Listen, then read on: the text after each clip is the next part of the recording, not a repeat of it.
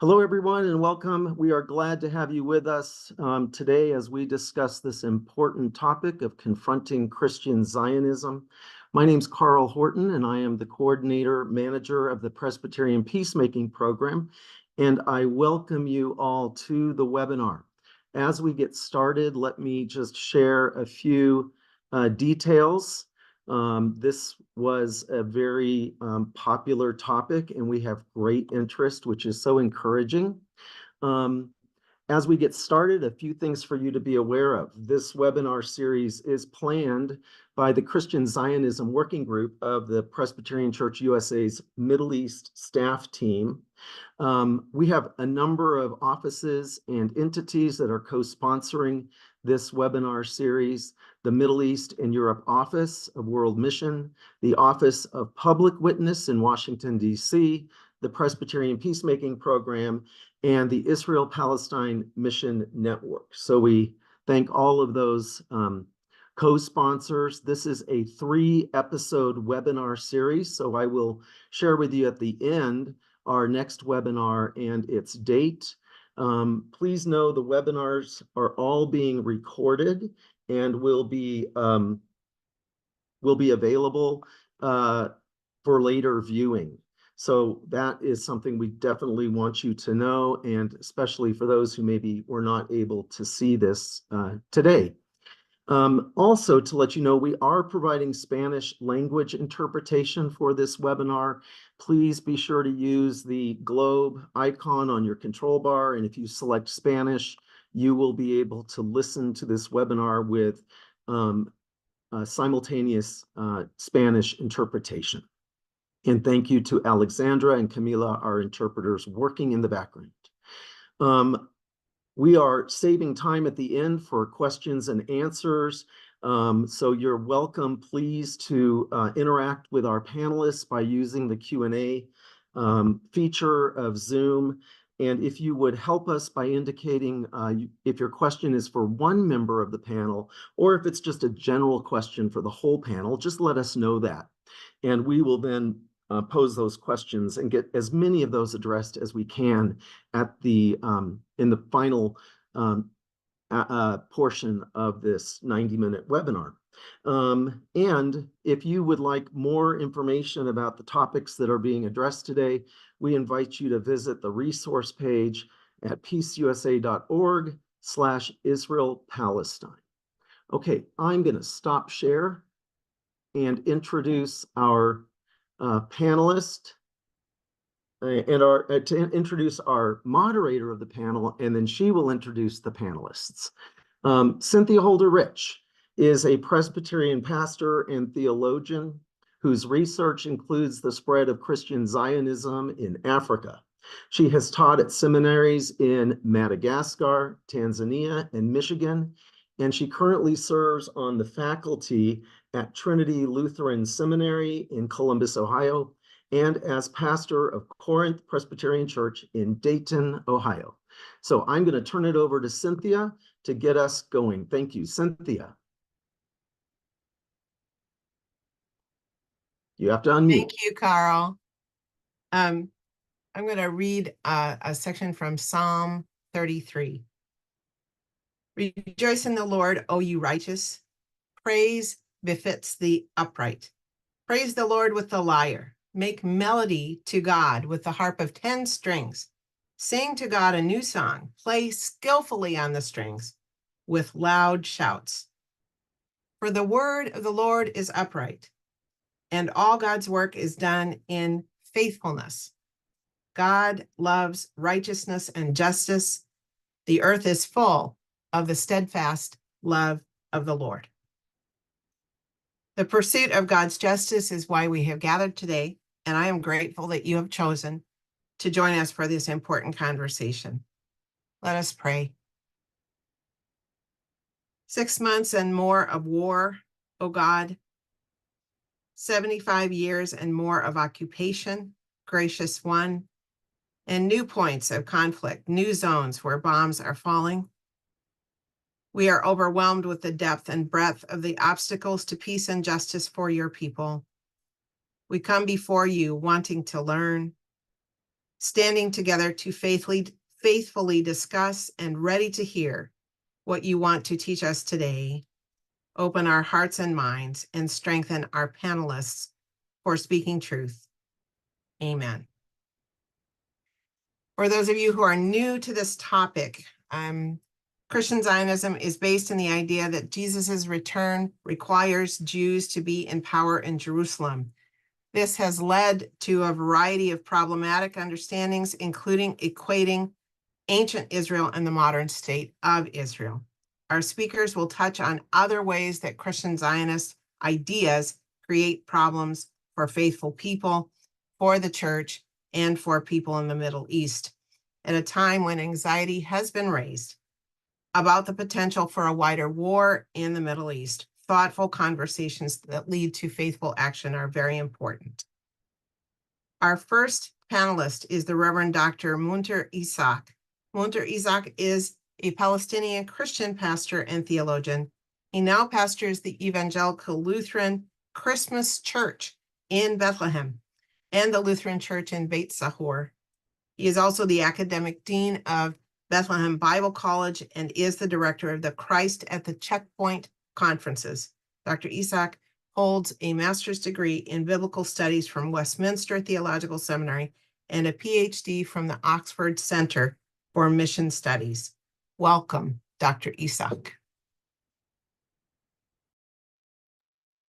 Thank you, Cynthia, and everyone for this webinar, and happy to join with my fellow speakers here. And thank you all for joining to be with us in this important webinar. And unfortunately, it's a timely webinar because it coincides with more than 190 days of this continuous war, being calling it a war of genocide on Gaza, that has killed tens of thousands, including more than 14,000 children, with the silence of the world. And I have been really asking and studying and advocating. And one of the things I kept asking, how is this possible, especially with the silence of the world? How is it possible, this ultimate and utmost hypocrisy we're witnessing, when it seems that international law does not apply and human rights don't apply on Palestinians? How is the world at peace with all of this? And I would like to argue that this is all possible by three inseparable factors. And those would be coloniality, racism and supremacy, and theology. And yes, I know we're talking about Christian Zionism, but my whole premise is that Christian Zionism is not simply how we read the Bible. And it's not simply a brand of theology. It's that has to do with the end times even.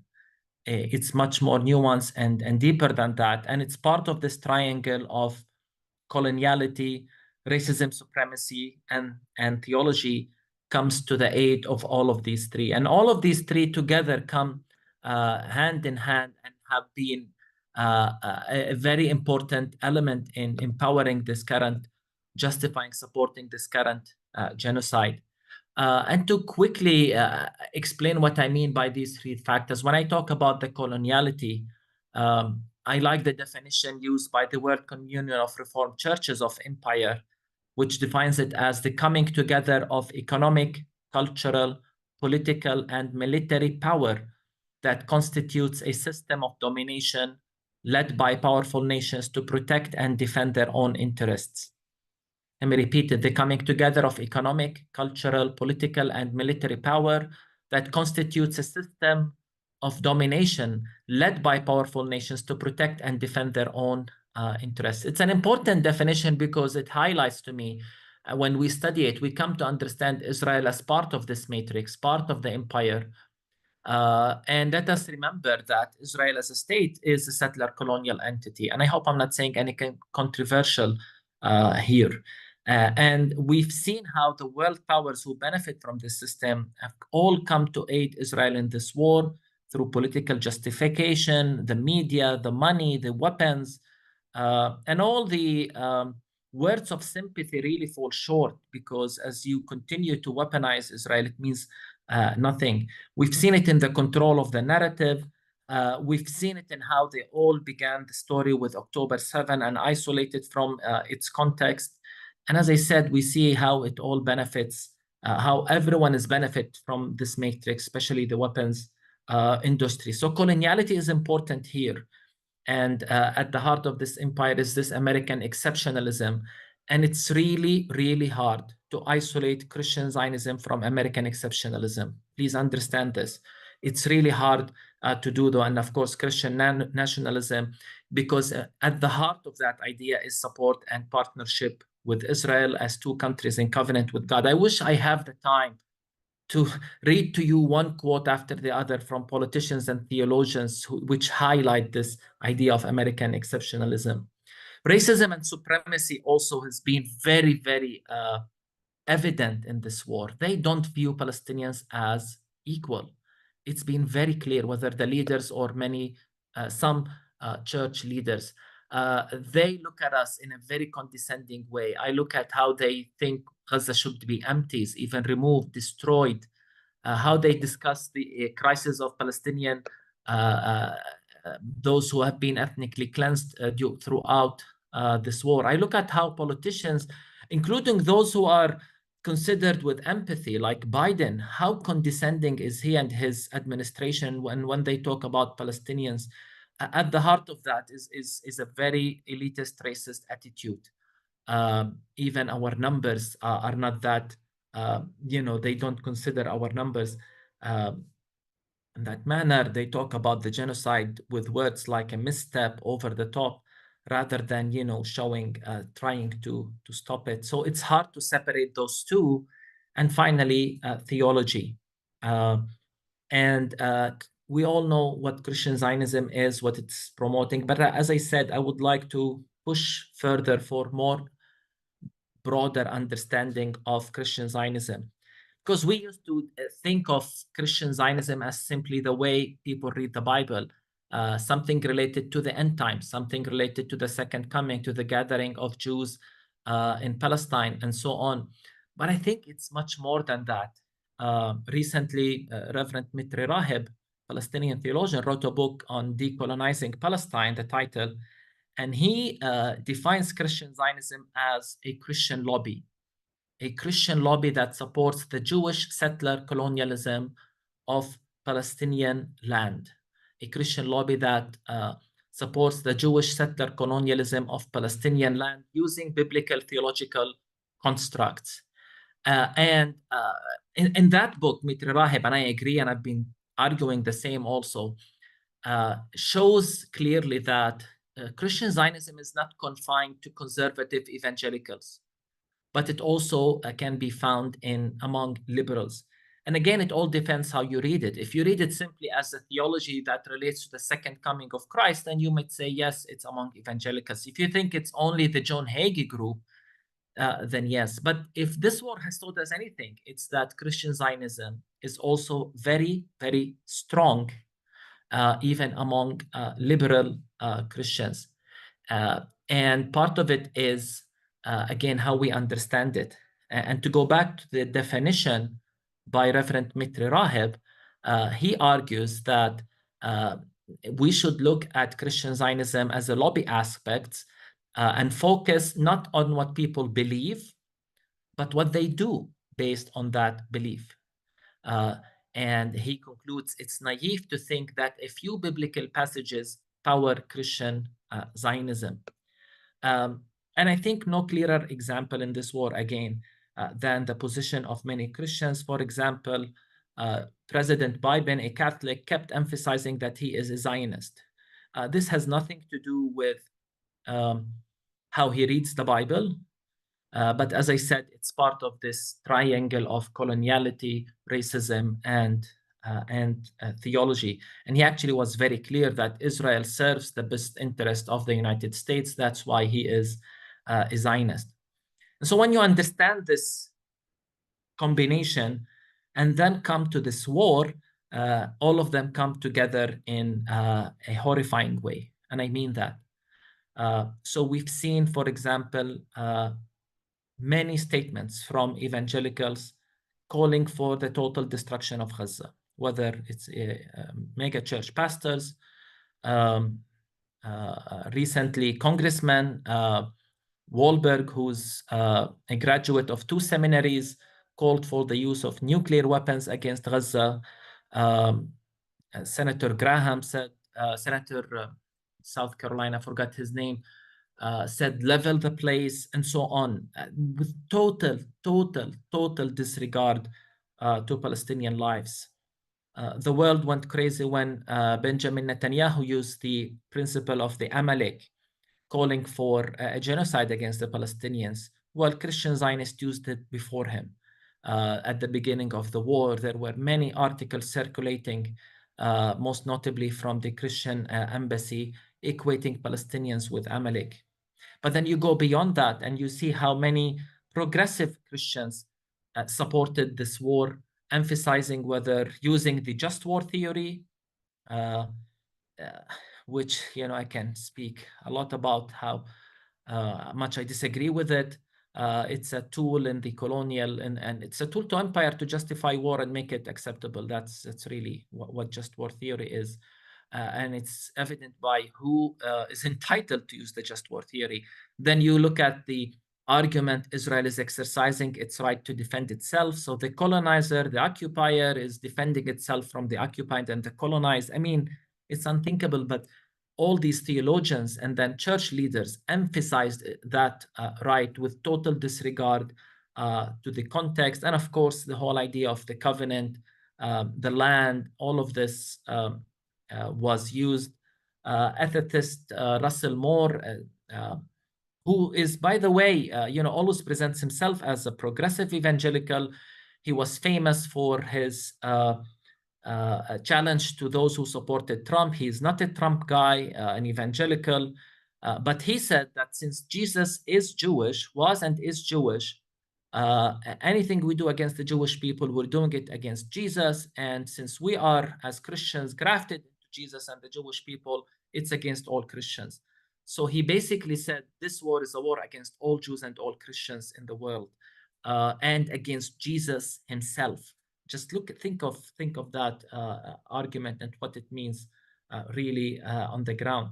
Then I looked at, and I've been studying. I'm writing something on the church, the statements that came from churches, which all pretty much agreed on the same premise. Hamas is to be condemned. They're terrorists. They're barbaric. What they've done is evil. Israel has the right to defend itself. Bad things are happening to the Palestinians, but it's Hamas' fault. Israel is never condemned. We pray for peace. I mean, all of this enables this genocide. All of this enabled and allowed this genocide to continue. So again, I hope you look at it beyond simply Jesus is coming, Jews must be in Palestine. That's one side of it, but there is much more than that, and there is a deeper nuances to all of this. But to finish my presentation quickly, when we're asked as whether theologians or Palestinian Christians to talk about Christian Zionism, and I think oftentimes the focus is on the Christian element. Does the Bible say so? But I think the time has come for us to look at Zionism itself and judge Zionism by its fruits. So what is the biblical case for Christian Zionism? It's a biblical case for Zionism. What is Zionism? And Zionism today is the ideology and theology that was used to justify the settler colonialism of Palestine. For that to happen, 800,000 Palestinians were ethnically cleansed from the land. These are facts. This is not like an opinion. This is what happened when Zionists came and occupied our land. They displaced Palestinians and replacement with Zionist Jews who came and occupied the land and created the state of Israel. And over time, Zionism developed into an exclusive ideology in theory and practice, and an exclusive religious ideology in theory and practice. First, we have the nation-state law that explicitly said the right for self-determination is exclusive to the Jewish people only. This is what the nation state law said. And then we have the recent Israeli government. And before the war, we've been saying, please look at this government. Look what they're saying. Look what Netanyahu is saying. And they stated clearly that Jews have an exclusive right to the land. And as such, we as Palestinians, if we don't have any right to the land, it justifies what they're doing to us. We've raised our concern, no one listened. And then came the several studies that described Israel as an apartheid state. And again, many churches even hesitated to study these documents. So when people ask me, what do you think of Christian Zionism? And we see Zionism on the ground, what it resulted. The biblical case for Christian Zionism is the biblical case for apartheid, for settler colonialism, and ethnic cleansing, because this is what Zionism is. And tragically, today, after what happened in Gaza, we can add to that. Zionism is involved in a genocide in Gaza. More than 40,000, if we count those under the rubble, have been murdered, killed in this war. And if we continue to support that as Christians, there is something wrong with the credibility of our Christian witness. Today, as a Christian pastor, I say, no, not in our name. And as a Palestinian, I plead that the church look deeper and not just continue, and I'm talking here to Presbyterians, to say, well, it's a problem with John Hagee and his group. No, it's much deeper than that, as I explained. And we need to look at Christian Zionism beyond the end times theology into this movement that is embedded in coloniality. In your context, is the American exceptionalism, Christian nationalism, into racism, and then into this whole theology with its diversity that allowed the settler colonialism of Palestine and right now oversaw a genocide. Thank you, Dr. Isaac. Our second panelist is Rabbi Brant Rosen. Rabbi Rosen is the founding rabbi of Congregation Tzedek Chicago and the co-founder of Jewish Voice for Peace Rabbinical Council. Welcome, Rabbi Rosen. Thank you, Cynthia. And thank you all for being here. I want to thank the organizers of this program. I'm deeply honored to be participating in it. I'm deeply honored to be in conversation with Dr. Ishaq and Reverend Macy, and looking forward to engaging together on this issue. I feel compelled to say before I begin that, as Dr. Ishaq was saying so powerfully, that we are gathering here amidst an ongoing genocide, and that needs to be named out loud. I believe it needs to be named out loud at every available opportunity. And everything we say here today, I think, needs to be contextualized within that reality. And I want to say, for the record, I want to lift up my deep sorrow and outrage and commitment to doing what I can together with my Palestinian friends and comrades and all allies to bring about a ceasefire immediately, humanitarian aid to the people of Gaza, and a engagement toward a genuine, just solution for all of Palestine, Israel. I also want to lift up my deep concern and anger for the ongoing violence in the West Bank and the occupied territories writ large. Everything that Dr. Ishaq was saying, that we have to really judge people not just by what they profess, but by what they do, I think is very well taken in this moment. So I want to say just a little bit before I begin about how I, as a Jew, and as a member of the Jewish community, understand this concept of Christian Zionism, and how I feel it impacts me as a Jew and a person of conscience. As Dr. Ishaq was speaking, I found myself in complete agreement. You know, Christian Zionism specifically refers to a form of evangelical Christianity that has a very specific kind of ideology that is millenarian and apocalyptic in nature. But there are plenty of Christians who are Zionists. And so Christian Zionism in the broader sense really, I think, needs to be understood as a very, very real and powerful force in the world. The United States is aiding and abetting this genocide. It is led by a president who is Catholic, but has professed Zionism to his emotional core and has for his entire political career. So he may not be an evangelical Christian, but he is certainly a Christian Zionist. And I think that's an important, very, very important to underline. At the same time, I want to say, as a Jew, the specific ideology of evangelical Christian Zionism, I believe, has very, very profound and important and troubling implications for the Jewish community and for Jews around the world. And I think we need to understand it both in its origins and in the ways that it's being manifest politically today, because it is gaining, evangelical Christian Zionism is gaining in its political power in very, very disturbing and troubling ways, which I'll talk about a little bit in a bit.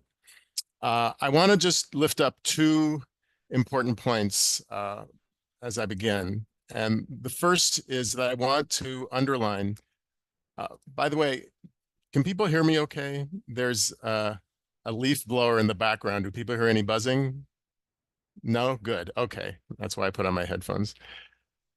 The first point I want to make is that Zionism needs to be understood, I believe, as not a uniquely Jewish movement or ideology. It is often understood to be so in the Jewish community and throughout the world, but in fact, Christian Zionism predated Jewish Zionism as an ideology and as a movement.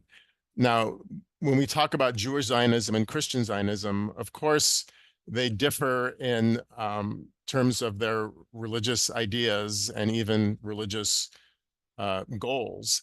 But at their core, both Christian Zionists and Jewish Zionists have the same basic goal in mind, and that is the return of the Jewish people to the land of Israel, to Palestine, to create a Jewish commonwealth there. That is Zionism. It is a religious vision, it's a political vision, and it is at its essence shared by Christian Zionists and Jewish Zionists alike. It's also important to, just for perspective, to point out that Christian Zionists far outnumber Jewish Zionists, and in fact, Jews. There are, in the United States alone, there are 10 million members of Christians United for Israel, Reverend Hagee's organization, 10 million. Now, granted, they may not all be card-carrying evangelical Christian Zionists, but they are part of that political Christian movement. There are 6 million Jews in the United States. There are many, many more million Christian Zionists throughout the world. And so just in sheer numbers, I think that is important perspective to keep in mind as well. The other thing I want to lift up is that Judaism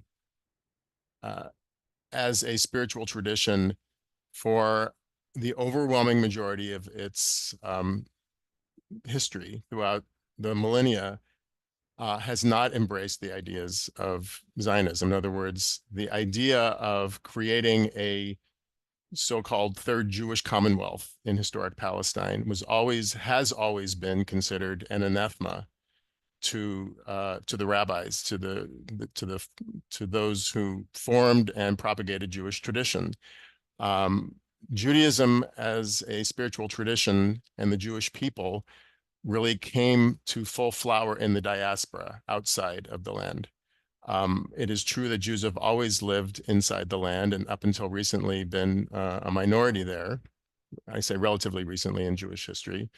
But Judaism as a spiritual tradition really was something that emerged following the destruction of the temple in 70 ACE. The beginning of the diaspora occasioned a deep reconstructing of what being Jewish had meant up until that point, with the temple gone, learning how to understand that God could be found anywhere in the world, as opposed to in Jerusalem in the temple, rather than being geographically specific.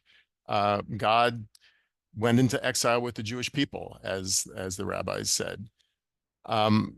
The idea of a mass return to the land to establish a sovereign state was always prohibited by Jewish law. It was frowned upon. It was seen, as I said, as an anathema. That was only something that could happen when the Messiah came. It was projected into an idealized future.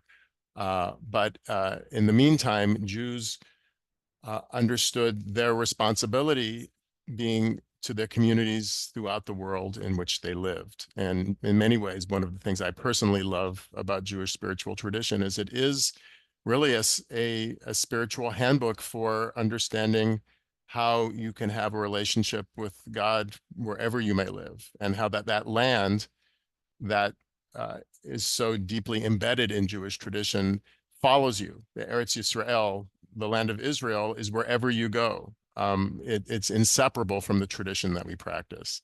So the rabbis made that very clear. Christian millenarian tradition, which emerged in the 17th century after the Reformation, really lifted up this notion of returning the Jews' return to the land in advance of the Second Coming, and a more apocalyptic view of end times. Shortly after, it really became part of a political movement in England and later in the United States. And that really created the context within which Jewish Zionism emerged. Jewish Zionism, in other words, the idea that Jews would, quote unquote, return to the land to create a sovereign political nation state there, emerged in the 19th century. And it was largely propagated and influenced by who was considered the father of political Zionism, Theodor Herzl, who wrote a very important book called Der Judenstaat, the Jewish State, and talked about creating this movement, creating this new program to return, quote unquote, the Jews to the land in response to growing anti-Semitism in Europe. He also made it very, very clear that he would prevail upon, the Jewish people should prevail upon any imperial powers that would help them in this endeavor. And he was unabashed about this. And that meant even courting favor with people who, shall we say, did not have the best interest of the Jewish people at heart.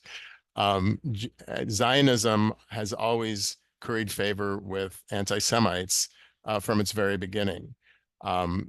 You know, I think one of the most obvious examples of this is the Balfour Declaration, the declaration issued by the British Foreign Secretary Lord Balfour in 1917, who promised the land, promised Palestine to the Zionist movement to be a home for the Jewish people. This was just at the end of World War I, when it was still part of the Ottoman Empire, but it was being promised by England through Lord Balfour.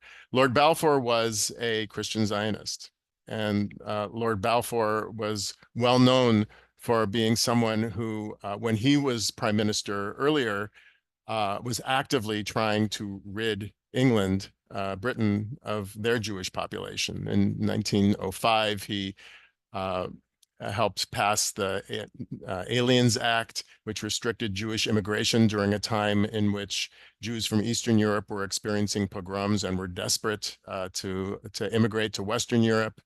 I quote Balfour, Jews are responsible for, quote, the undoubted evils which have fallen on the country from an alien immigration, which was largely Jewish. So Zionism constantly would curry favor with empires that sought to rid themselves of their Jewish population in order to be able to create a Jewish majority in Palestine, which was necessary, a prerequisite for the creation of a Jewish state. I think this is an enormously important point, that Christian Zionism and Jewish Zionism have been in this kind of Faustian bargain with one another, each using each other for their own interests. In the case of Great Britain, and then after the establishment of the state in 1948, the United States, Christian Zionism has always looked to Zionism as a tool to further its own imperial and colonial interests in that region. And Zionism, and Dr. Isaac is absolutely right, as a settler colonial movement, knew that in order for it to succeed, it would need the help of colonial empires throughout the world from its very beginning up until present day. So this is the, as I say, the Faustian bargain that both sides are engaged in, using each other for their own ends. But as a member of the Jewish community, and here I'll conclude, I think it's very important to say out loud that this specific ideology, this evangelical Christian ideology, is at its core an anti-Semitic one. I think this cannot be understated enough, that this is a Christian evangelical movement that wants to instrumentalize the Jewish people for its own religious purposes, has no interest in the well-being of the Jewish people in their so-called return to the land. It is only in service of bringing the second coming, and together with that, Armageddon and the conversion of those Jews who live there to Christianity, and those who refuse will burn. I think Jewish Zionists who make common cause with Christian Zionists for political purposes do so in the most craven of ways. And I think I am heartened by the fact that in this moment in which we find ourselves, this terrible, dire, deeply tragic, outrageous moment, one of the points of hope that I see is that there is a growth of solidarity between Jews and Christians and peoples of many faiths and backgrounds who are coming together, who are rejecting this religious, colonial, imperialist view of the world in favor of the very things that that Dr. Isaac was talking about, decolonizing, pursuing a view of the world in which all live together in equity and injustice. And that is part of the movement that I am proud to stand with, both as a Jew and as a person of conscience. So I'll end there. But again, thank you so much for including me, and looking forward to the conversation. Thank you so much, Rabbi Rosen. Our third panelist is Reverend Marietta Macy, who serves as a pastor in a congregation in the Presbytery of West Virginia. She's a Presbyterian Church USA pastor, and she also currently sits on the steering committee of the Israel-Palestine Mission Network of the PCUSA. Welcome, Reverend Macy. Thank you. Thank you all for your words so far, for hosting this panel to begin with, and thank you all who are attending, and those who are hoping to get the recording that I appreciate you've taken the time out of your day and out of your life in general to seek education and to wrestle with these complex issues.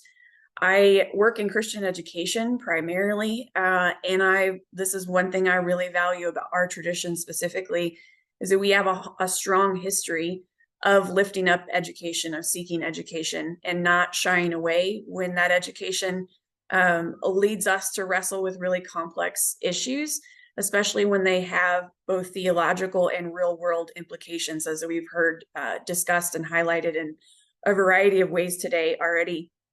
And so Christian Zionism and its relation to our US policies and to how we relate to our siblings around the world is one of these issues educationally that we need to wrestle with. We have for a while, but we need to lean into this as we walk through this particular time in history with our siblings. So as an educator, I try to go back to the root of things. And one thing I've realized with this topic in particular is, like a lot of other things, I use white supremacy as an example, that growing up in an American context, I grew up in rural Indiana, Southern Indiana. I've spent time in Kentucky and now in West Virginia, that I did not realize how many of these even theological concepts we just absorb through our culture, through popular media. And to date myself a little bit, about realizing recently how much this has come into play with how my generation and others talk about this issue, is how during the turn of the millennium, this apocalyptic theology really came onto the scene in our popular culture. And it then was not examined, I think got absorbed into things, and has taken on a new life of its own in these very oppressive systems and these very damaging and hurtful ways that we're living out our theology now. And to unpack a little bit of where this came from, I want to go back to the roots of dispensationalism just a little bit. These are the steps I've had to go back through and educate myself on, because I grew up Presbyterian, but we didn't talk about this. But I do realize in learning some of these terms that I've heard church history explained in this way, and I don't appreciate or believe in where it's led. So the idea of dispensationalism, with dividing history, with the ways that God has interacted with humans throughout history and humankind, removes us. If we look at just how God interacted in the time of Eden, just interacted in Eden to the flood and on up to our current state of things, we devalue and remove the witness and fullness of the witness and example of Jesus Christ from our lived theology and from our articulated theology. If we say we believe in Jesus as an example of God who is with us in all things and is also beyond us in all things and has been here from the beginning and will be past whatever we recognize as the end, we have to have that expansive view of our siblings, of our created siblings, and recognizing the divinity in everyone. This is a theology, as we've discussed some, that has developed in the 19th and 20th century. And as Presbyterians, we have been wrestling with it and addressing it in our overtures, in our official General Assembly policy, and our education since those times. So I want to highlight too that this isn't that our work on Christian Zionism hasn't just dropped out of nowhere to match or answer these current events.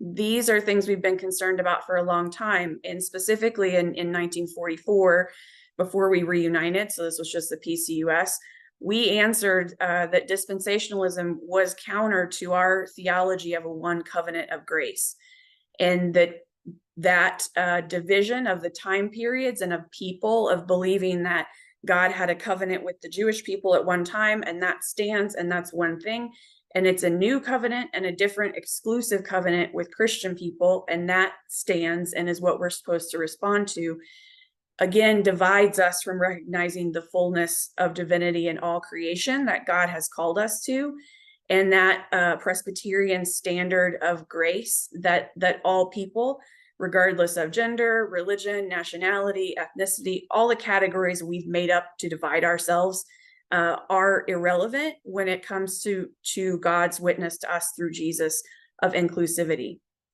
So as we've discussed, the general hope of Christian Zionists is articulated in a way of getting Jewish people back to the land they recognize as Israel. When they all get back there, the Messiah will come. We'll have 1,000-year reign of Jesus physically living out that that leadership. And then all those Jewish people will have the chance, as Brant so sadly put it, and has been repeated anti-Semitically so many times, that those Jewish people will have the choice to convert or burn, which I think that's a problem in itself, that we've allowed our Christian theology to reach that level of anti-Semitism in that specific case. But on top of that, we have the real world ramifications for what this theology is doing to our Christian siblings, to our Palestinian siblings, and our Israeli siblings as well. So this, it's again, in so many ways, is counter to our Presbyterian and Reformed theology, and discounts the belief and the commitment that we have to recognizing the Imago Dei, the image of God, and that spark of the divine that is in every bit of creation. And when this kind of dividing theology and excluding theology makes it impossible for us to recognize our place in God's plan, and damages our own view of ourselves, I think, in our collective, by thinking that there can be anybody that's more special or more chosen or more divine or more loved than any other part of creation. So we again answered this in 2004, specifically at General Assembly. I'll again date myself a little bit. This was my introduction to Palestine and Israel, to Zionism. I was a youth advisory delegate at that General Assembly. And this is when I started my unpacking of what some of these words mean that I encountered at that time. But we passed an overture in 2004 at the 216th General Assembly that called for the Presbyterian Church, supported that we actively opposed Christian Zionism, and we were to develop a plan to communicate the theological and political ramifications it engenders within our denomination, in mass media, and among U.S. government officials. So as we've heard discussed today a bit, and as we've seen as we follow the news, this, I'm glad that we called for that, but I wish that we had put even more effort into that broader education at that point, because 20 years later, this is where we are. We're still trying to understand what this theology is and the effects that it has on our world and on our own faith journeys. So in light of that, there will be another overture coming to the General Assembly this summer in 2024, 20 years later, calling on us to update and expand that resolution from 2004. And it has a substantial amount of background and detail. It's a very strong overture, but it essentially calls us to reject Christian Zionism in all its forms, to issue a new study document so that we can continue these conversations and the education we desperately need, and to call on people of faith to advocate for a just peace with full and equal human rights for all in Palestine and Israel. So again, going back to that concept of recognizing the divine image of God in all people, we don't exclude anyone from that. And so we want a life of fullness and abundance for everyone, which Zionism, and Christian Zionism specifically, does not allow. My colleague, dear Presbyterian elder Pauline Kaufman, articulates some of this theological difference in a difference between empire theology and Matthew 25 theology. And I think this is an especially timely comparison and lesson for us to learn as we lean into the Matthew 25 initiative in the Presbyterian Church. So side note, if you haven't checked that out, I encourage you to. But it calls us to look at the systems that keep people. In Matthew 25, it's the verse where we remember Jesus calls us to feed the hungry, clothe the unclothed, visit people in prison, take care of the sick, all those things. But our Matthew 25 initiative calls us to look at the systems that keep people hungry, that keep people in prison, that keep people without the resources they need. And so in the same way that we're looking at that systemically to resolve that those real world problems and answer that theologically, we need to do this same systemic unpacking and kind of untangling of the theology that keeps people hungry and imprisoned and sick and in need. And Christian Zionism is a theology that does that. It closes down and divides us from each other instead of opening our hearts and our world in an expansive theological way that recognizes the divine in all of creation. Again, we need to examine these systems before they can go even farther off the rails than they are now. There's one analogy that I love that Desmond Tutu articulates very well in this, that there's, if you're next to a river and you see people ending up in the river, you're doing the divine and holy work of saving them, of pulling them out of the river. But if that happens enough, at some point you need to, your divinely and theological call, to go upriver and figure out why they're ending up there in the first place. Why do you need to do that saving work? So when we encounter these conversations often, personally, and as trying to do this education work around Palestine and Israel, that people encounter with so many Christians in their lives, a disconnect between the reality and hearing the facts and figures of how Palestinians and how Israelis are being treated by this system of apartheid, and that somehow still not making a difference to them to act out politically, or to advocate, to speak out, to call for a ceasefire even. And this is one of the things that I think some people can't necessarily articulate, this theology of this is where this is coming from. But like I said, as Americans, we have absorbed this in our popular culture without it being considered. And we need to do that unpacking, the untangling, that unthinking of how this has led us to where we are. I'll wrap up there so we can have time for questions. Thank you very much, Reverend Macy. Thank you to all three of you. I'm feeling like the working group was brilliant in inviting the three of you to start this conversation, because we have all been treated to your brilliance and your thoughtful presentation. Thank you so much. As we start the time of questions and discussion, I would like to start with a question for all three of you to think about. Sunday, on my way to lead worship, I was listening to the radio and I was struck by a conversation with John Kirby, who is an administration official, who was, I think, quite smugly triumphalist about how the attack on Israel was deflected. And that deflection, of course, happened because of funding. They have received funding from the US and other allies that have made it possible for them to have 300 drones thrown at them and have very little damage. I was really feeling sick as I drove to church and listened to this. And I'm wondering how the three of you view the complication that comes from this for the conversations that we're having about Christian Zionism, and what is needed now. How does it complicate things for people in the Middle East and particularly in Palestine? And how can we faithfully respond? And any of the three of you can speak to this. Yeah, just quickly, and before I answer, I am grateful no one was killed in that attack.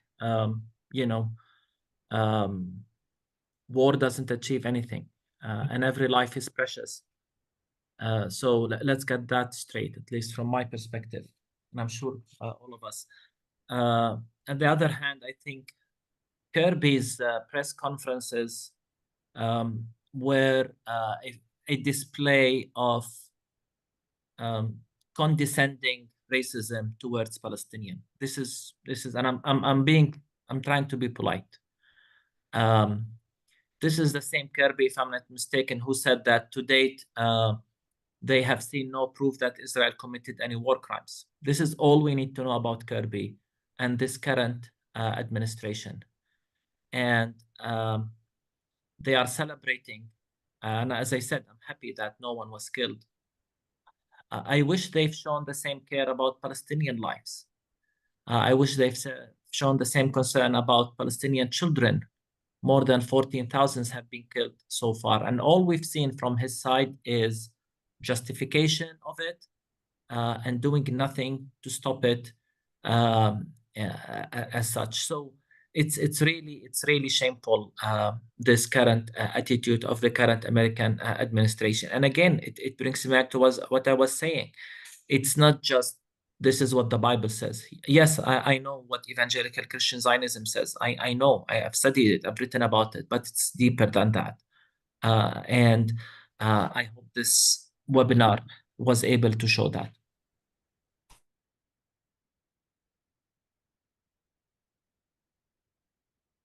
Yeah, I just wanted to add to that. I think that highlights the underlying concept of exceptionalism that runs through all of this theology, that it's okay for some countries to act out violently. It's okay for some people to carry out these violent acts, to use these weapons and have access to them.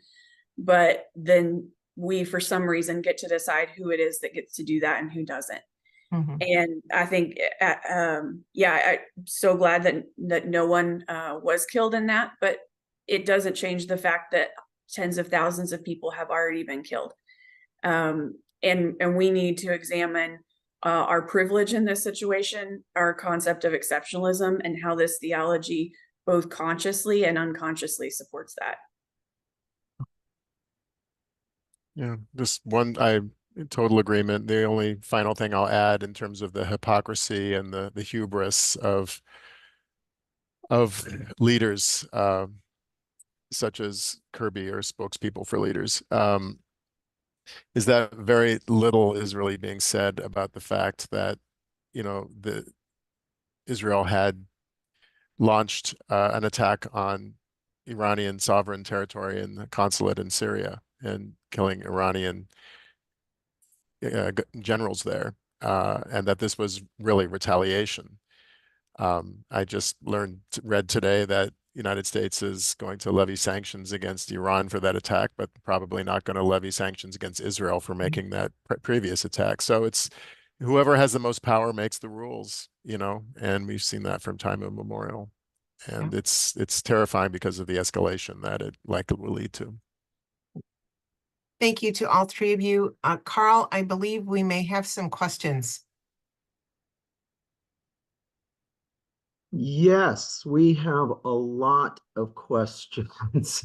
I'm sorting through them, and let me start with, there's some common themes, of course.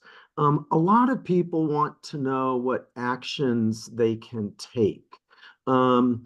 One of the questions, let me pose a couple of them. One of them is specifically for Reverend Isaac. How best can anti-Zionist American Jews and Christians find theological common ground about humanity to counter the enormous influence of Zionism in the United States? So that one for Reverend Isaac. And then the other one that just I think any of you can address, what actions do you recommend? And one person writes it this way with several suggestions. Try contacting local Zionist church leaders to see if we can talk with them. If they don't respond, then protest outside or disrupt like others are doing to try to get political leaders to listen.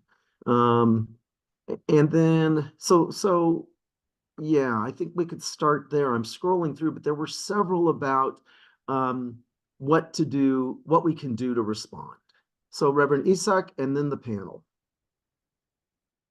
Yeah, just quickly, the question is, how best can anti-Zionist American Jews and Christians find theological common ground about humanity? Let's add to that, and Muslims and other people of good conscience from different faith traditions or no faith traditions. I think it's an important question because it's not enough to challenge the theology and ideology of Christian Zionism or any exclusive ideology without providing an alternative. And I think the alternative must be one in which we affirm our not just common humanity, but equality in the sight of God, in which we challenge religious exclusivism, in which we challenge any notions of entitlement, and in which we open really channels of conversation and dialogue. But it all begins with dismantling ideologies of Zionism and all ideologies of exclusion. And I'm going to use an example from the Hebrew scripture, from the book of Jeremiah, and excuse my own translation of that verse.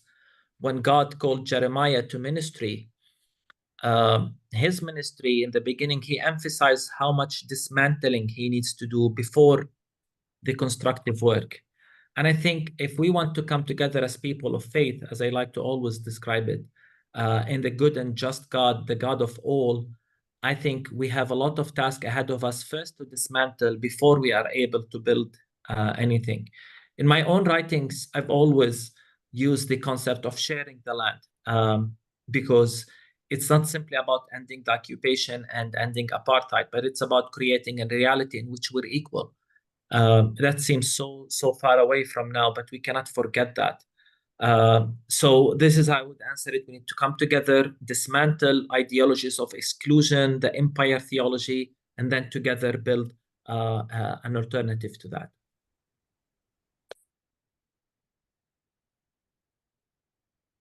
Thank you. Rabbi Rosen or Marietta Macy, any answer to the what can we do?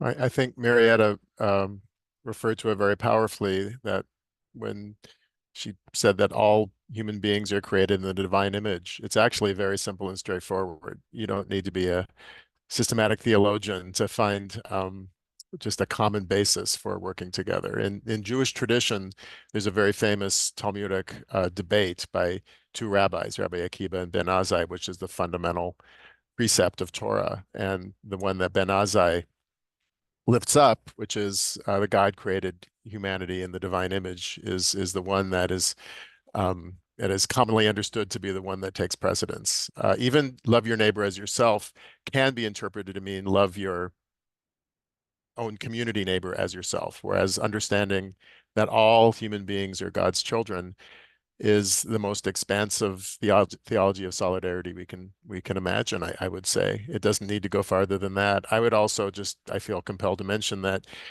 in Jewish tradition, we're heading into the Passover season. There are a lot of Jews, I can attest, around the world who are not sure how to celebrate this holiday. But I will just remind anyone who cares to listen that this is a central story of liberation, and it is understanding that God is the God that demands the liberation of the oppressed and calls out the oppressor, whoever that oppressor may be, and whoever those Israelites may be. And that's another, I think, important common theological narrative, sacred narrative, that I think can be lifted up by all of our respective faith traditions. I'll just add to the theologically brilliant answers here, like some practical steps to take then, because I think that's where people go next if they figured it out for themselves. Like, physically, what do I do? The first thing I would recommend is continuing to educate yourself, but your community too, whatever that may be. It's your church group, a group of friends, but having community in this work is important, not just on an ideological level, but because it is hard to go talk to your neighbors that don't agree with you, to have a relationship or to start that conversation, as I think the question was asking about, with a Zionist neighbor in town. Have some community of your own that can support you and keep you grounded and authentic to the commitment that we've made to this, to recognizing the divinity in everyone. Also, I think the next step practically is to act on our theology. And with the situation that we have now, that means to take political action. It means to take public actions to stem the horrendous acts that are happening, so that we can ever have a chance to recover from any of this. And then just if they're Presbyterian or not, I would suggest following the Israel-Palestine Mission Network for further education actions for a community you can be a part of. And with us then learning about all of our amazing partners. And so depending on geographically where you are, whether we could connect you with Jewish Voice for Peace group or American Muslims for Palestine or anybody that may be more local to you. I think that community support just practically means a lot. It's meant a lot to me in this work. So I hope that everybody seeks that out as well. Great, thank you. Along the same lines, several people are asking about the book that was referenced by Reverend Isaac, and we've noted in the responses that it is the Mitri Raheb book, Decolonizing Palestine, the Land, the People, the Bible. Folks are also, there's an interesting question about needing to make a 3-minute talk in their church about Christian Zionism and the role of the church, and looking for recommendations and how to speak about this in 3 minutes. I think that's like, wow. If any of you want to take that one on. There are also some, we're getting so many questions, and thank you all for continuing to post them. Several people are asking about biblical sort of grounding for Christian Zionism. What are the texts that are referenced in this conversation that people use to defend Christian Zionism? What is the biblical passage that's being used to promote this war? How are Christians promoting this war? And then a specific question about the use of Zion in the Hebrew texts and in Hebrew worship and how that is understood. So if anybody wants to address that, those are not directed to any one of you. I'll just start real quick by the 3-minute one. That sounds very Presbyterian for some reason, making a short speech like that. I would suggest the Israel Palestine Mission Network also created a resource specifically for this kind of group learning, and that summarizes things quite sufficiently. And that is Zionism Unsettled, and it's available in the PCUSA store as well. So if you're trying to take a lot, it condenses a lot of these larger works that have been referenced into very clear points. So if you're really trying to condense things, that could be a good resource.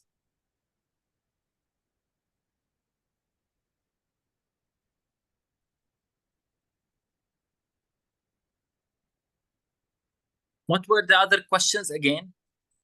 Something about the biblical texts? Yes, think about biblical texts and what is being used in defense of this war. And also just somebody was curious about the use of the term Zion for Hebrew worship and in the Hebrew, yeah. We could move on but yes, there was several questions asking about biblical references for this. I could just very briefly, in the Hebrew Bible, there's a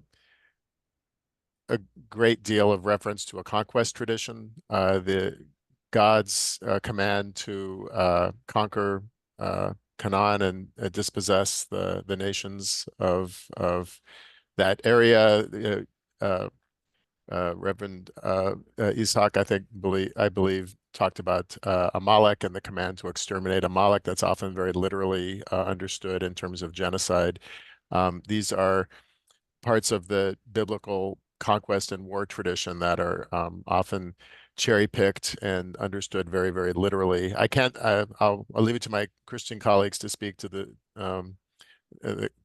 New Testament, but I know that there's a whole nother seminar on how we handle the conquest tradition.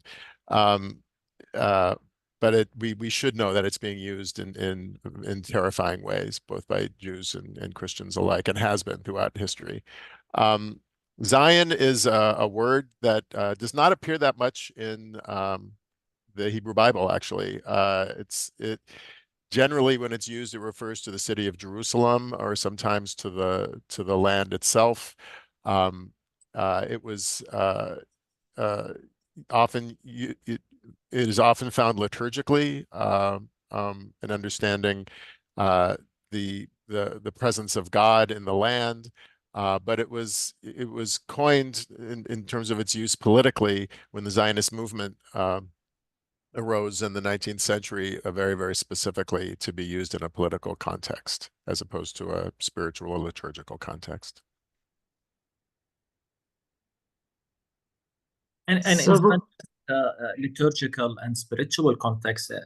It's also a very euphoric, you say, idealistic about the end times, in which it's a state of justice, God's shalom. It's the antithesis of the current Zionism, actually.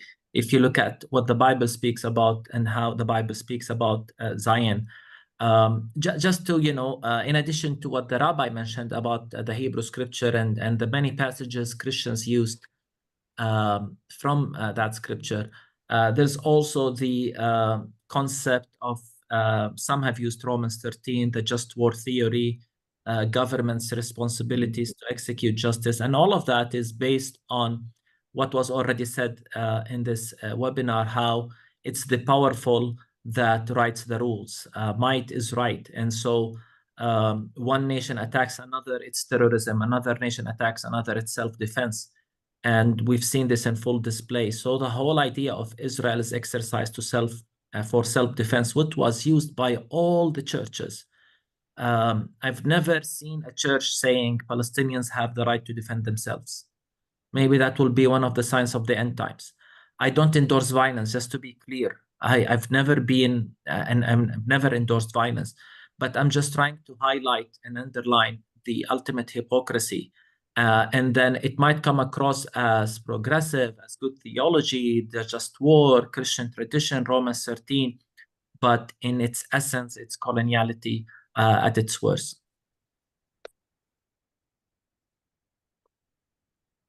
I'm taking a breath because I am sure our interpreters need a pause or take a drink of water, and the panelists. We have 68 questions waiting, and I am not going to be able to get to all of them. Let me group a few of them. One group is about how Zionism and Christian Zionism contributes directly to anti-Palestinian racism in the US, which we have seen. So could any of you speak to the relationship between Zionism, Christian Zionism, and the racism that we are seeing in the US against Palestinians? And then there are a number of questions about militarism. And I think in both Israel and the US, we, of course, have highly militarized societies. So wondering if any of you can address one question says this: please address the American-Israeli empire addiction to militarism and the myth of redemptive violence in all of this. Another one says, our militarism is seen in everyday lifting of the military to the top, like letting the military board a flight first. Can we talk about militarism in our culture and how it's in the air we breathe? So questions about militarism, redemptive violence, and anti-Palestinian sentiment in the US. Feel free. All I can say about violence is if you're trying to say from a Christian tradition, where does Jesus align when it comes to violence? Remember that Jesus was crucified as a victim of the violence of empire. And I think this is all we need to know about violence. This obsession with violence it's hard to understand to me. And the idea that war solves things, it's unthinkable. And just to look at the recent history, America led war on Iraq. What did that lead to? A genocide, a massacre of 200,000. And even from a Christian perspective, the Christianity was almost ended in Syria and Iraq. And look, another American wars, whether it's Vietnam, will Americans learn? And I think they know exactly what they're doing. They think they're doing the right thing. And behind that, there is an economy that drives all of these wars. We need to call it out. And enough. Where is the voice of the church for this? Call it out. And as I said, remember where Jesus aligns. You talked about racism. as I said, I'm writing all of this now. So I think nothing more brings this element of coloniality, racism together, and maybe even theology than, I think of what Jared Kushner recently said about how Gaza, I don't know if anybody followed his statement about, but let me read it. Kushner, was speaking in front of audience. This is not like something discreet. He praised the very valuable potential of Gaza's waterfront property and suggested Israel should remove civilians while it, and I quote, cleans up the strip. Cleans up the strip. This is how he's talking about us. He viewed Gaza as a business opportunity. So let me read you his full quote. It's a little bit of an unfortunate situation there, but from Israel's perspective, I would do my best to move the people out and then clean it up. I would just bulldoze something in the Negev. I would try to move people in there. I think that's a better option so you can go in and finish the job. I do think right now opening the Negev, creating a secure area there, moving the civilians out. Sorry, he's like talking about us as a box in a room. Moving the civilians out and then going in and finishing the job would be the right move. This is coloniality and racism at full display. And then he looks at the unfolding genocides and he sees the dollar sign, a business opportunity. This is it to me. This explains the whole problem we're talking about.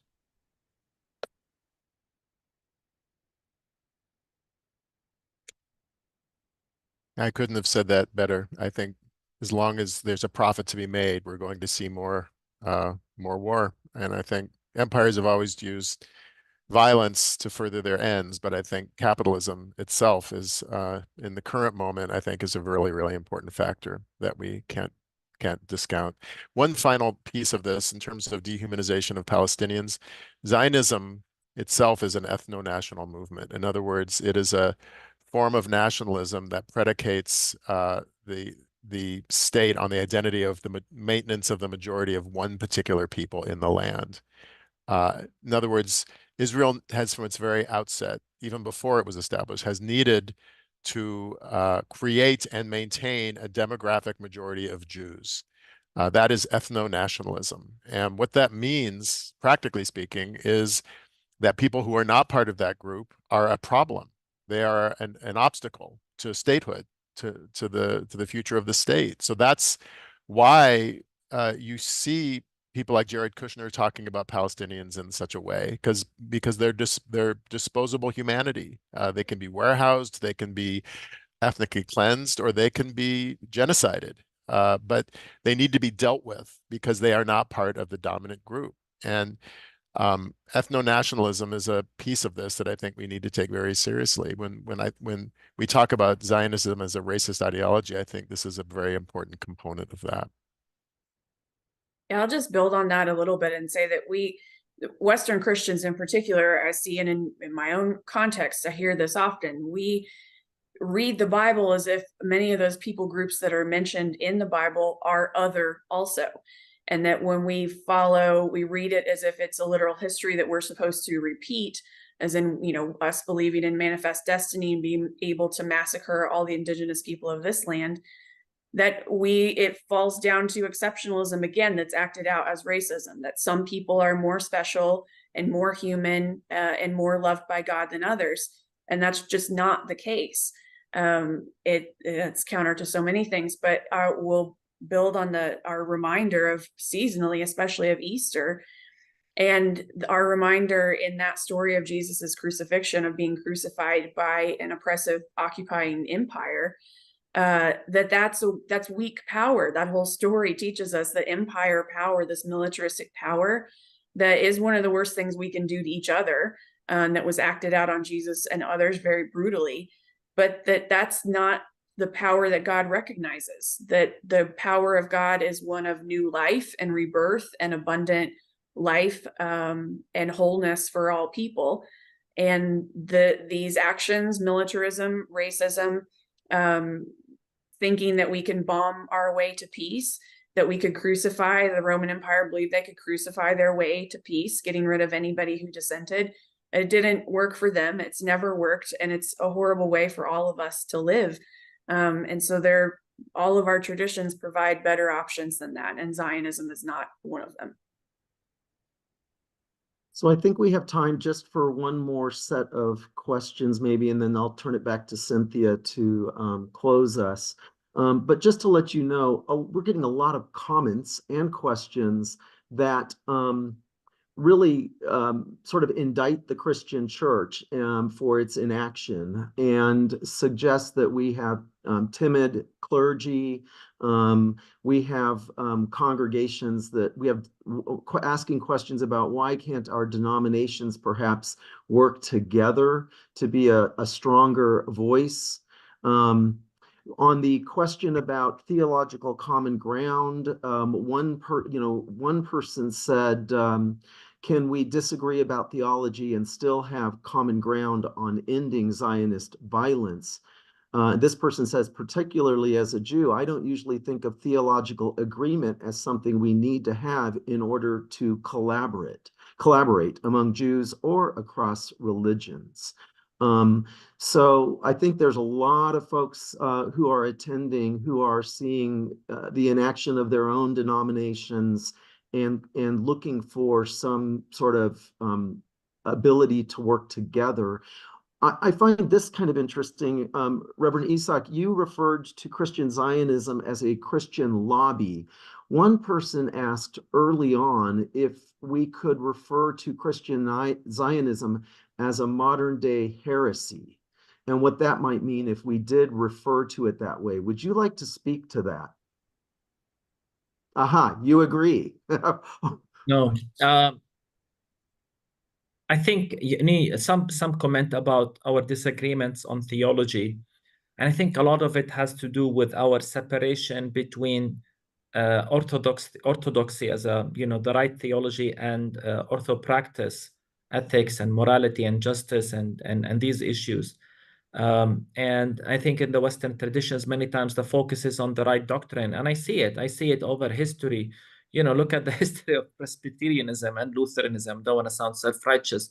How many times, denominations split over theological issues, but very seldom are these theological issues ethical issues about love your neighbor, which is the essence of Christianity. Loving your neighbor as yourself, it's just like loving God. It's an important question. So it depends, how do you define heresy? I think this is a conversation we've had with a lot of our South African friends who insist like this is a heresy. Because again, it depends on how do you define the right theology or not. I'm studying the Cairo, South Africa document again, how much important and relevant this document is in it, and it definitely called out what it considers state theology, which I argue is the equivalent of Christian Zionism today. They called it out as wrong, bad theology, and not just even, they use stronger words, to be honest. Some Palestinian Christian theologians have an issue with calling it a heresy because in the Middle East, we have this culture of calling people out as infidels and not. So this is, I think, one of our hesitations about this idea of calling Christian Zionist as a heresy. And, I definitely call them to repent. I definitely call Christian Zionists to repent of their ways. And as I said, I think I'm being very political here and diplomatic and trying to avoid to answer. It's a difficult question, but I think at the end of the day, my hope is we re-examine what it means to be a good Christian. And it's not just about having the right doctrine. I said, love your neighbor as yourself, and the Matthew 25 principle, whatever you have done to the least of these. Let's remember that this is how we judge someone or not. Any other comments from our other panelists?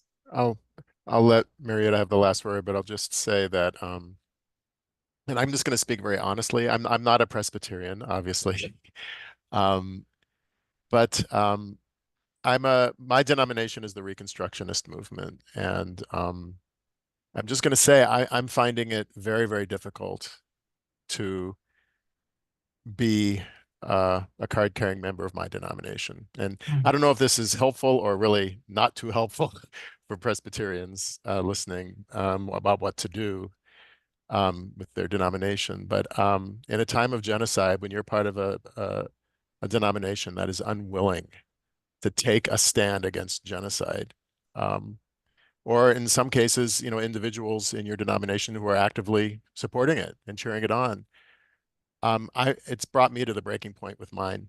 And, my current congregation is not a Reconstructionist congregation. I'm still a Reconstructionist rabbi. I still pay dues to my rabbinical association, but it's testing me to the limit. And, there have been many schisms in Jewish history, as there have been in other religious traditions. I think we all have to figure out whether we're going to play the inside game and continue to struggle from within, and when we reach a moral point where we just can't take it anymore and plant our flag outside and say, we're going to start something new because this is unconscionable. And we all have to make that determination. But I just thought I would put that out there because I think we're at a moment of truth. We're at a which side are you on moment. And I think we all need to make deep discernment right now. Yeah, I'll just try to wrap up by saying that I think that theology is heretical when it doesn't acknowledge power imbalance. That we can't take theological stances that are removed from the realities of the world and how those play out in people's real lives. So saying in any case, when we have a theology that discounts that there are people who are, again, systemically oppressed, disenfranchised, othered, that is a theological heresy. If we're not taking into account, again, that we recognize the divinity in everyone, that theology, I would be happy to disagree with people on. I do think it's okay for us as Christians to have nuanced discussions and not have to arrive at the same conclusions on everything. I love that we have different denominations. And as we said, we have those for reasons. But the things that we should agree on are acknowledging systemic imbalances of power, of empire, and of violence taking hold over everything. And I came across a William Sloane Coffin quote the other day that's centering me in this moment of how churches, I feel, are called to respond at this time in history, that it's not enough to resist with confession, that we must confess with resistance. Our confession needs to have action. It needs to have movement to it. And we're called to respond in this time, in this place, in this moment, to these injustices to our siblings. I am deeply grateful to all three of you for your speaking of truth at a time that we have a paucity of truth in our national and international discourse. And I'm so grateful for all of you. I know that apartheid has been brought up, and I have a shout out. I know we have some South Africans taking part with and watching, and I did my PhD at the University of KwaZulu-Natal, so South Africa is close to my heart, and the conversation about apartheid is important here. We hope that you will join us as this series continues. There's a slide up on the screen about our next webinar on May 23rd with Jonathan Kutab, Jermaine Ross Alam, and Addie Domsky, who will be continuing the conversation. We hope you can join us. Thank you so much for taking part today, and blessings on your day.